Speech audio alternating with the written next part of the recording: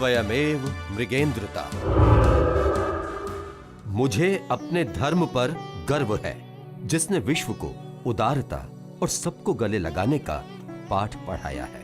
हम सबके प्रति उदारता में न केवल विश्वास करते हैं, बल्कि सभी धर्मों को सत्य मानते हैं। भारत लौटने पर स्वामी विवेकानंद ने देशवासियों को पुकार कर कहा, आगामी 50 साल तक केवल भारत माता की पूजा करो। तुम्हारा राष्ट्र तुम्हारा एकमात्र देवता है। यह संदेश राष्ट्रीय स्वयंसेवक संघ के संस्थापक डॉक्टर केशव बलिराम हेडगेवार के जीवन कार्य का आधार बन गया। जब अंग्रेज सरकार ने वंदे मातरम नारा लगाने की मनाही कर दी, केशव ने अपने सहपाठियों के साथ स्कूल इंस्पेक्टर का वंदे मातरम के नारों से स्वागत कर अपनी संगठन कुशलता और अटूट देशभक्ति का परिचय दिया। कलकत्ता के नेशनल कॉलेज ऑफ मेडिसिन में पढ़ते समय दामोदर नदी में भयानक बाढ़ आने पर उन्होंने रामकृष्ण आश्रम के माध्यम से बाढ़ पीड़ितों की सेवा की। डॉक्टर केशव बलिराम हेडगेवार 1915 में जब अपनी पढ़ाई पूरी कर नागपुर लौटे, मध्य भारत में केवल 75 निजी डॉक्टर थे, लेकिन उन्होंने सुखमय जीवन का आकर्षण ठुकराकर आजीवन भारत माता की सेवा करने का व्रत लिया। वो पूना जाकर लोकमान्य तिलक से मिले। 1921 में गांधी जी के नेतृत्व में कांग्रेस के असहयोग आंदोलन में उन्होंने भाग लिया और जेल गए। 1 साल बाद जेल से बाहर आने पर केशव ने गहराई से विचार किया और अनुभव किया कि हमारे जाति, बिरादरी, धर्म आदि में बटे होने के कारण ही विदेशी हमलावर हम पर हावी हो सके। इनसे स्वतंत्र होकर सदा के लिए हमें राष्ट्र भावना के संस्कार अपनाकर संगठित होना होगा। विवाह के लिए आग्रह होने पर उन्होंने चाचा जी को पत्र लिख दिया। विवाह न करने का फैसला मैंने काफी सोच समझ कर लिया है। मैं तो तन मन धन से राष्ट्र की सेवा करना चाहता हूं। वो स्वयं क्रांतिकारक थे, इसलिए तो डॉक्टरी पढ़ने के लिए वो मुंबई न जाते हुए कलकत्ता गए थे। लोक जागृति में लोगों का नेतृत्व करने वाला और चरित्र संपन्न, देशभक्ति से प्रेरित ऐसा एक कोई समूह जब तक तैयार नहीं होता, तब तक स्वतंत्रता का आंदोलन सफल नहीं होगा।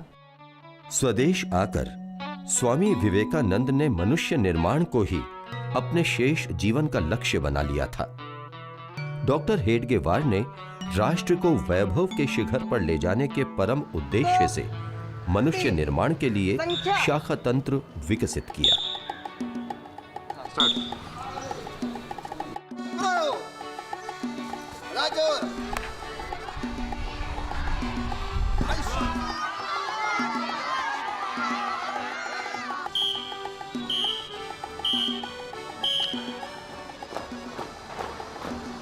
शिवाजी का नाम किस किस ने सुना आपने यहाँ से? हम विजय की ओर बढ़ते जा रहे, हम विजय की ओर बढ़ते जा रहे। राष्ट्र निर्माण हेतु व्यक्ति निर्माण, उसको हम मानव निर्माण कहते हैं। और इस प्रकार विशेष करके आज के वातावरण में जब पुरानी शिक्षा पद्धति जो अंग्रेजों ने लागू की, जिसके कारण भारत में अराष्ट्रीयकरण हुआ, स्वार्थी जन उनका उदय हुआ, उस स्थान पर एक वैकल्पिक राष्ट्रीय राष्ट्रनिष्ठ एक शैक्षिक व्यवस्था चाहिए। उस व्यवस्था का नाम है संघ में बौद्धिक विभाग। इसके द्वारा राष्ट्र निर्माण के लिए योग्य व्यक्ति हम बना सकते हैं, उसको हम कहते हैं व्यक्ति निर्माण। नमस्ते सदा वत्सले मां। शाखा के अंत में मातृभूमि को नमन और मातृभूमि के लिए जीवन उत्सर्ग करने का संकल्प लेने के बाद परमेश्वर के जिस काम को करने के लिए हमने कमर कसी है, उसे पूरा करने के लिए अजेय शक्ति, विशुद्धशील ज्ञान, वीर व्रत और अक्षय ध्येय निष्ठा, ये 5 गुण हम भगवान से मांगते हैं और फिर उनके आशीर्वाद से हमारी विजयशालिनी संगठित कार्यशक्ति अपने इस राष्ट्र को परम वैभव की स्थिति में ले जाने में अतीव समर्थ हो, ऐसी कामना करते हैं। महाराष्ट्र के बाहर संघ की पहली शाखा बनारस हिंदू विश्वविद्यालय में भैयाजी दाणी द्वारा शुरू की गई। 24 वर्षीय प्राध्यापक माधवराव सदाशिवराव गोलवलकर ने 1930 से इस शाखा में आना शुरू किया। बनारस से नागपुर लौटने के बाद 1936 में बिना किसी को बताए माधव सारगाछी आश्रम चले गए और वहां उन्होंने स्वामी रामकृष्ण परमहंस के शिष्य और स्वामी विवेकानंद के गुरु भाई स्वामी अखंडानंद की अनन्य निस्वार्थ सेवा कर उनसे दीक्षा ली। 1937 में माधवराव इस अनुभूति के साथ नागपुर लौटे कि जो कार्य स्वामी विवेकानंद द्वारा 1897 में स्थापित किए गए रामकृष्ण मिशन द्वारा आध्यात्मिक क्षेत्र में हो रहा था, उसे ही राष्ट्रीय स्वयंसेवक संघ द्वारा लौकिक जीवन में उतारने का प्रयत्न किया जा रहा था।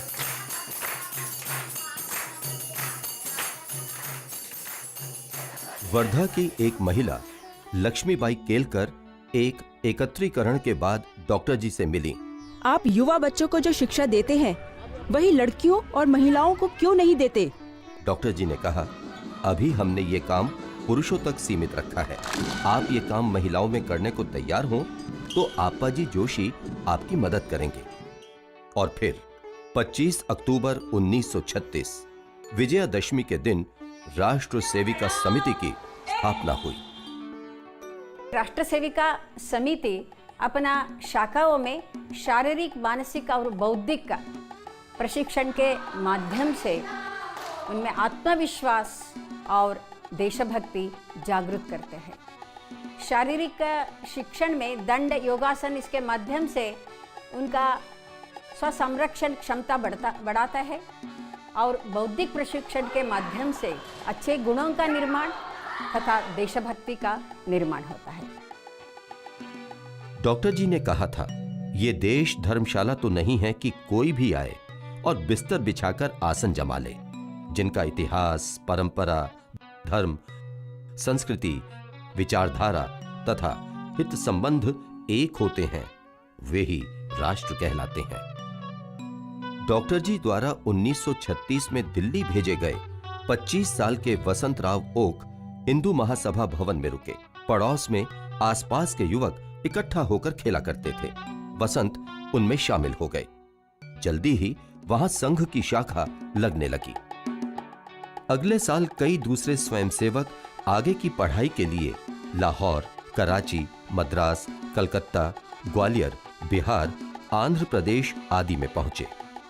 राष्ट्र कार्य के लिए सुखमय जीवन का मोह त्याग कर नई नई जगहों पर पहुंचने वाले ये अच्छे पढ़े लिखे स्वयंसेवक प्रचारक कहलाए, जिनका काम था नई शाखाएं खोलना, पहले से चलती शाखाओं को मजबूत करना, नए लोगों को शाखा पर लाना और उनमें राष्ट्रभक्ति की भावना भरना।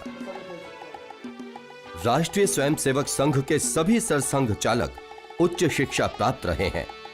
डॉक्टर केशव बलिराम हेडगेवार चिकित्सक थे।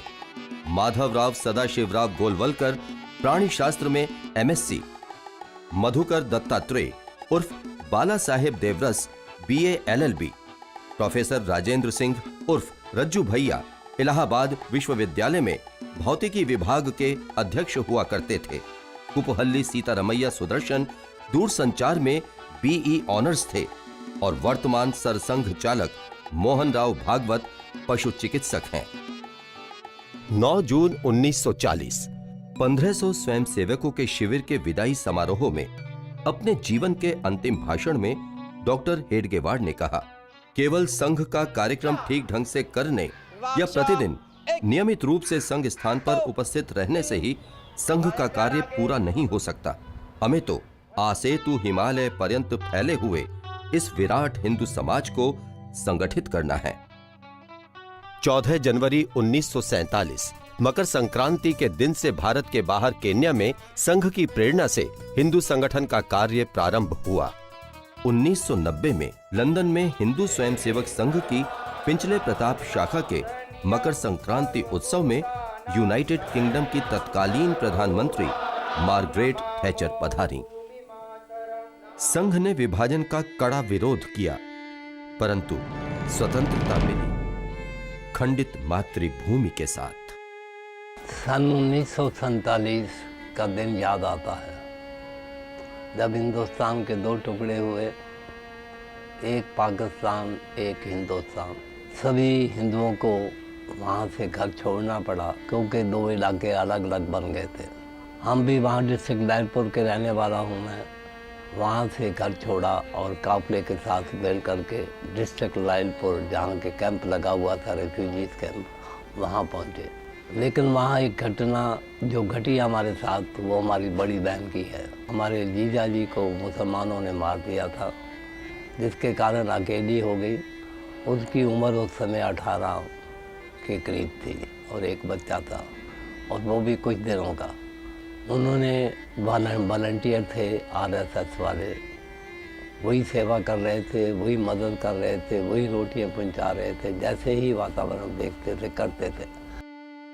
राष्ट्र सेविका समिति की प्रमुख संचालिका लक्ष्मीबाई केलकर विमान से कराची पहुंची और वहां 14 और 15 अगस्त 1947 के बीच की रात में 1200 सेविकाओं की बैठक में उन्हें धीरज बंधाया और उनके भारत आने पर उनके अलग अलग परिवारों के साथ रहने और भोजन की पुख्ता व्यवस्था की। बंटवारे के बाद जम्मू कश्मीर के भारत विलय में अड़चन पैदा होने पर गृह मंत्री सरदार पटेल ने श्री गुरुजी को कश्मीर भेजा, जिन्होंने वहां जाकर महाराजा हरि सिंह को विलय के लिए राजी किया। गांधी जी 1 अप्रैल 1946 से 1 जून 1947 के बीच दिल्ली की हरिजन कॉलोनी में एक कुटिया में 214 दिन रहे। जिस मैदान में प्रतिदिन संघ की शाखा लगती थी, वहीं शाम को गांधी जी की प्रार्थना सभा होती थी। 16 सितंबर 1947 दिल्ली में दंगे हो रहे थे। कर्फ्यू लगा हुआ था। रात को मूसलाधार बारिश हुई थी। महात्मा जी ने सुबह सवेरे राष्ट्रीय स्वयंसेवक संघ के वरिष्ठ स्वयंसेवकों से मिलने की इच्छा व्यक्त की। कर्फ्यू में ढील के समय आनन फानन में इकट्ठा हुए स्वयंसेवकों को संबोधित करते हुए गांधी जी ने कहा था, बरसों पहले मैं वर्धा में राष्ट्रीय स्वयंसेवक संघ के शिविर में गया था। वहां मैं उन लोगों का कड़ा अनुशासन, सादगी और छुआछूत की पूर्ण समाप्ति देखकर अत्यंत प्रभावित हुआ था। संघ एक सुसंगठित, अनुशासित संस्था है। 30 जनवरी 1948 महात्मा गांधी की हत्या हुई। संघ पर इस हत्या का आरोप लगाने की साजिश की गई और उस पर प्रतिबंध लगाया गया। इसके विरुद्ध अनुशासन पूर्वक देशव्यापी सत्याग्रह में 70,000 स्वयंसेवकों ने भाग लिया। 12 जुलाई 1949 की शाम को आकाशवाणी ने संघ पर से प्रतिबंध हटाए जाने की घोषणा की। 21 अगस्त 1949 दिल्ली में श्री गुरुजी की जनसभा में 3 लाख लोग थे। बीबीसी ने इसका समाचार देते हुए कहा, श्री गुरुजी भारतीय आकाश में उदित एक देदीप्यमान सितारा है। स्वामी विवेकानंद की जन्म शताब्दी के अवसर पर कन्याकुमारी की शिला पर उनका स्मारक खड़ा करने का निश्चय किया गया। श्री गुरुजी ने सरकार्यवाह एकनाथ रानडे को यह कार्य सौंपा। राष्ट्रपति वराह वेंकट गिरि ने 2 सितंबर 1970 को इसे राष्ट्र को समर्पित किया। 1962 से 1971 के बीच भारत को 3 युद्ध लड़ने पड़े, एक चीन के साथ, 2 पाकिस्तान के साथ। हमारी सेनाओं ने युद्ध के मोर्चों पर शत्रु के दांत खट्टे किए। संघ के स्वयंसेवकों ने आंतरिक मोर्चों पर प्रशंसनीय काम किया। संघ के 2000 से अधिक स्वयंसेवकों ने 1963 की गणतंत्र दिवस परेड में भाग लिया और ख्याति पाई।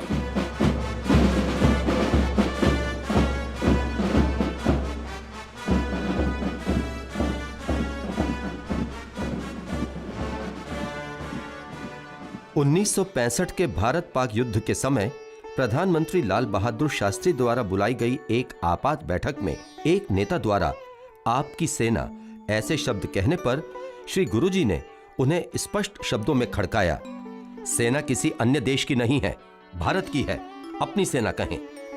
1964 श्री गुरुजी के प्रयासों से बंबई के संदीपनी आश्रम की एक बैठक में विश्व हिंदू परिषद का गठन हुआ। उडुपी में विश्व हिंदू परिषद के सम्मेलन में जनरल करियप्पा की गौरवमयी उपस्थिति में धर्माचार्यों ने एक मत से घोषणा की कि हमारे शास्त्रों के अनुसार छुआछूत अथवा किसी प्रकार की ऊंच नीच का कोई औचित्य नहीं है। सामाजिक समरसता का मतलब होता है समाज के अंदर जो जाति भेद अस्पृश्यता है इसके ऊपर उठकर सभी ने एक दूसरे के साथ बंधु भाव से समानता का व्यवहार करना। वैसे देखा जाए तो राष्ट्रीय स्वयंसेवक संघ के काम में संघ के प्रारंभ से ही समरसता का भाव है। समरसता का काम जो है वो दो स्तर पर करना पड़ता है। एक तो सवर्ण बांधवों को यह समझाना पड़ता है कि ये सारे हमारे बंधु है, इनके साथ इस प्रकार का दुर्व्यवहार नहीं करना चाहिए। और दलित पिछड़ी जातियों को भी ये कहना पड़ता है कि हम सब एक ही समाज के हैं, एक दूसरे के साथ हमको मिल मिलकर रहना है। 1975 देश में आपात स्थिति की घोषणा कर हजारों विरोधियों को प्रधानमंत्री इंदिरा गांधी ने जेल में डाल दिया। राष्ट्रीय स्वयंसेवक संघ के तृतीय स्तर संघ चालक बाला साहेब देवरस गिरफ्तार कर लिए गए और 4 जुलाई को संघ पर प्रतिबंध लगा दिया गया। 4 दिसंबर 1976 के लंदन के प्रसिद्ध साप्ताहिक द इकोनॉमिस्ट में तानाशाही के विरुद्ध इस आंदोलन को दुनिया का अकेला गैर वाम क्रांतिकारी बल बताया गया। यह आंदोलन संघ के दसियों हजार कार्यकर्ताओं द्वारा चलाया जा रहा है। इंदिरा गांधी की तानाशाही के खिलाफ सर्वोदयी नेता जयप्रकाश नारायण के नेतृत्व में लोक संघर्ष समिति के नाम से अभूतपूर्व सत्याग्रह हुआ। संघ के स्वयंसेवकों के साथ साथ हजारों लोग जेल गए। 1977 इंदिरा गांधी की घोर पराजय, लोकतंत्र की बहाली के बाद संघ पर से प्रतिबंध हटा लिया गया। 90 में परम पूज्य डॉक्टर जी के जन्म शताब्दी संघ ने बनाया। पिछड़े हुए बंधुओं के संपर्क बढ़ाना, उनके जीवन में परिवर्तन लाना और समाज के मनोभाव में भी परिवर्तन लाना।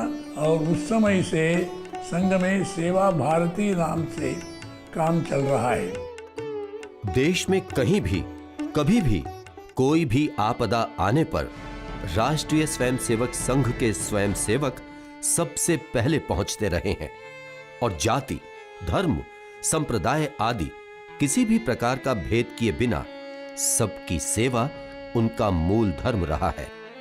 पूजनीय रज्जू भैया जब सरसंघ चालक बने उस समय उन्होंने इस विषय को रखा कि हम क्यों ना हम एक आदर्श विकसित रूप छोटे गांव का हम सबके सामने प्रस्तुत करें। गांव के लोग ही सोचे, गांव के लोग अपने प्रश्नों को समझे, अध्ययन करें, वहाँ की उपलब्ध साधनों का गणित लगाए और अपने ग्राम के विकास की दिशा में पहल करें। ये एक मूलभूत संघ के और ग्राम विकास के चिंतन में ये बात रही। श्री राम जन्मभूमि अयोध्या में रामलला के भव्य मंदिर की कार सेवा के लिए लाखों श्रद्धालु एकत्र हुए, जिनमें राष्ट्रीय स्वयंसेवक संघ के स्वयंसेवकों ने भी व्यक्तिगत तौर पर भाग लिया। प्रशासन की चौकसी के अभाव में भीड़ बेकाबू हो गई और रामलला के मंदिर के ऊपर का विवादास्पद ढांचा ध्वस्त हो गया। नगर के कार्यकर्ता हैं। संघ में बैठकों का विशेष महत्व है। शाखा से लेकर अखिल भारतीय स्तर तक के सारे निर्णय इन बैठकों में ही आपसी विचार विमर्श और परस्पर सहमति से लिए जाते हैं।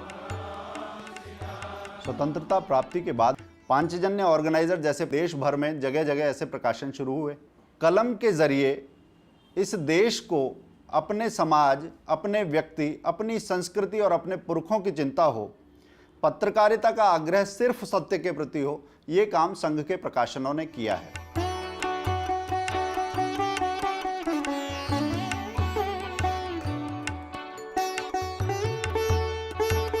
स्वामी विवेकानंद के विचारों से अनुप्राणित होकर उसको साकार करने का तरीका है राष्ट्रीय स्वयंसेवक संघ। स्वामी जी ने यही कहा है।